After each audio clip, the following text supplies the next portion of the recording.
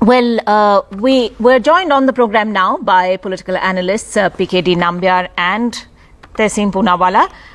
Mr. Nambiar, your thoughts on what we've just heard the Prime Minister say. Many would say that, there was no reference at all to the number of lives lost or the infinite suffering that we've also seen in two successive COVID waves. India, after all, did lose close to 4.5 lakh people. Well, Ankita, I think the Prime Minister's speech was very, very clear from the point of view of how, as a nation, we need to look forward. We need to look at what we have achieved, which from a typically a third world country, the way we have been portrayed, not only from the outside, even from within the country, some of our opposition people.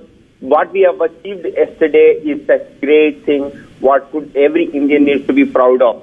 Second part of it is that he was also talking about truly like a leader, the overall optimism which is happening across, whether it is from the economic side or the number of vaccines that we could do, etc., is giving the kind of positivity in the times to come is going to be a better one for all of us.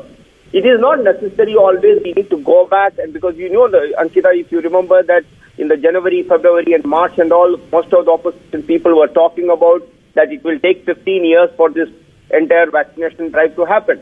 Please note that in a country like India, we never had an experience of a universal vaccination ever in the history, and we have achieved something very big. Even today, if people are making it as a question mark on this, I can only say that the God can help them, but I think we have achieved quite a bit, and the times to come will be a better time for all of us. I think the true leadership talk is what he had given it to the nation, telling everybody that it is not just Sabka Saath, Sabka Vikas and Sabka Prayas ke Saath. So that means it's all this achievement is not belongs to just Mr. Modi or the government, but it belongs to the every Indian as a whole. Right. I think Poonawalla right now. Firstly, I must accept this pretty fact that at least Tehseen is also accepting that we had a very big drive. Let me correct Tehseen. Maybe for his, he may not have he may have got this knowledge from the WhatsApp University only. That the challenge in India's universal vaccination, we never had such a big drive. Do Tehseen or me takes a polio vaccination at the age of 30 or 40? No. A universal vaccination is the first time ever happened in India, and for the entire population in one go. And that is something which is a big thing. And polio vaccination was always administered on kids, and over a period of how many years?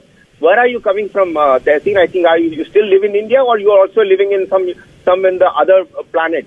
So one is that. Second part is that what is leadership is all about. Without the leadership, do you think you will be able to achieve such kind of a great feat? Why don't we accept the very fact that we have a leadership, a Prime Minister who is leading you from the front, achieving whatever we as an Indians we always wanted to achieve. Let us congratulate ourselves. Let us congratulate the leadership what we have. They have been able to do it.